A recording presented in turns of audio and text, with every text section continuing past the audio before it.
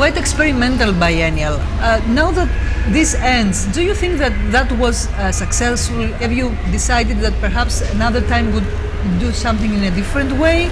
Well, I think of course it's really difficult to measure if this event is successful or not in general, because it would take a lot of time to understand it, and it also would take a lot of time for us to digest the information that we can get in the process, and also the outcome, and of course to understand the real significance of each work.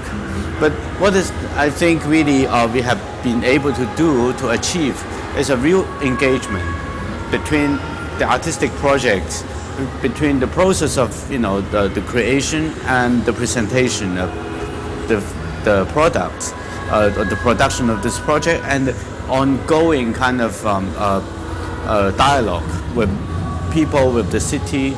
So in that sense, I think you might call it a kind of success. Yeah, and then next to it, I think it's not a question of asking this is an absolute success or a failure. I think it's more about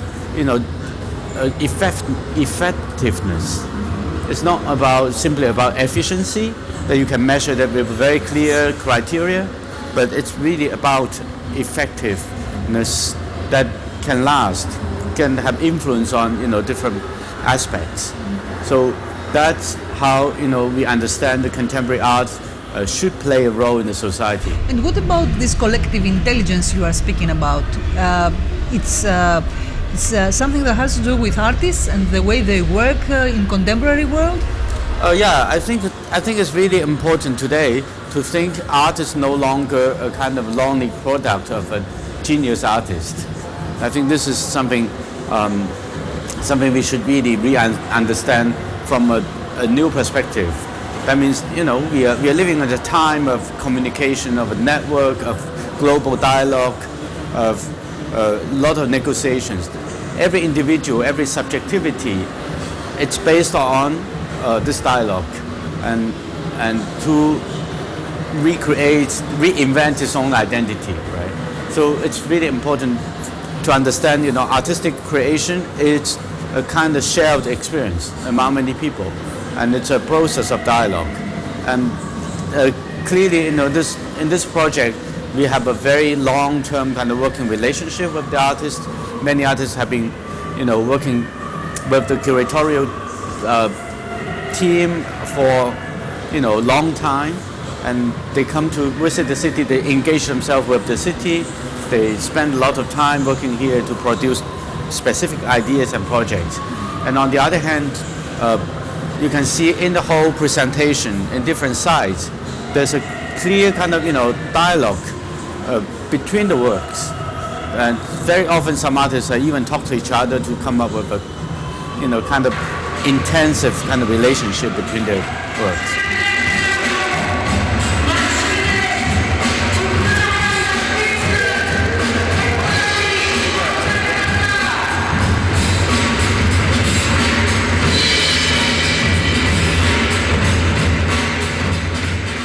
Works have absolutely to do with something that has nothing to do with Istanbul, but with many other parts of the world. I would like a comment on this. I think what is really important is to understand the so-called non-Western, not as a geographic notion.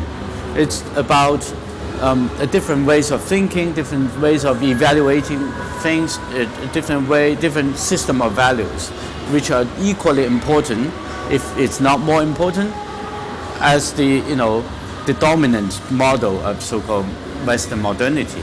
And what makes modernity innovative and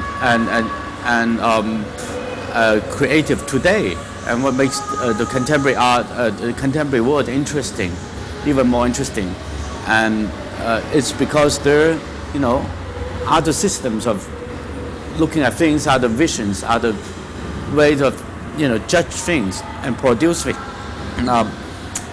in the world, and they are actually bringing a completely new perspective to the discussion on so-called globalization.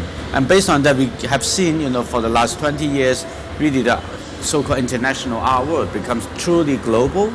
Meaning what? Meaning, we are no longer, looking into the traditional center. we are looking outside. We are looking at different centers.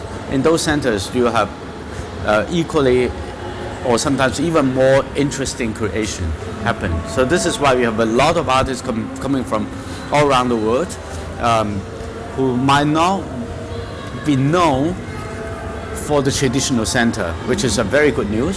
At the same time, we also think a context like Istanbul is a perfect context for also people who are coming from the West to do things that they cannot do in the West.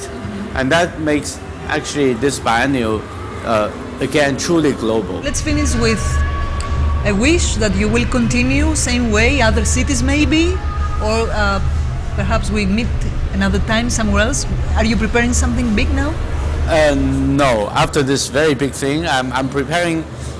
I mean, I have other programs, other jobs and other things, smaller, bigger projects.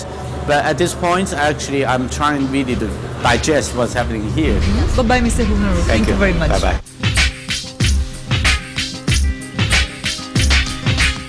Η 10η Biennale Κωνσταντινούπολης έληξε. Άλλη μια περιπέτεια για τους καλλιτέχνες, τους επισκέπτες, τον κόσμο των ιδεών κυρίως. Φύγαμε από το Βόσπορο και τις αποθήκες του λιμανιού, πηγαίνοντας προς την πλευρά του Γαλατά. Η κυκλοφορία πυκνή, πολλά τα αυτοκίνητα και ξαφνικά μια ησυχία. Απέναντι το Γενή Τζαμί, η Αγία Σοφιά, το Μπλε Τζαμί. Αισιοδοξία, όχι μόνο πιθανή αλλά και απαραίτητη. Αυτός ήταν ο τίτλος της 10ης Biennale Κωνσταντινούπολης. Όλοι θα συμφωνήσουμε ότι κάτι μας έδωσε.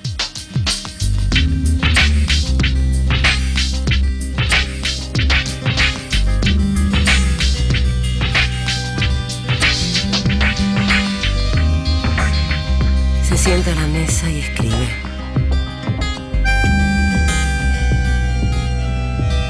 Con este poema no tomarás el poder, dice. Con estos versos no harás la revolución, dice.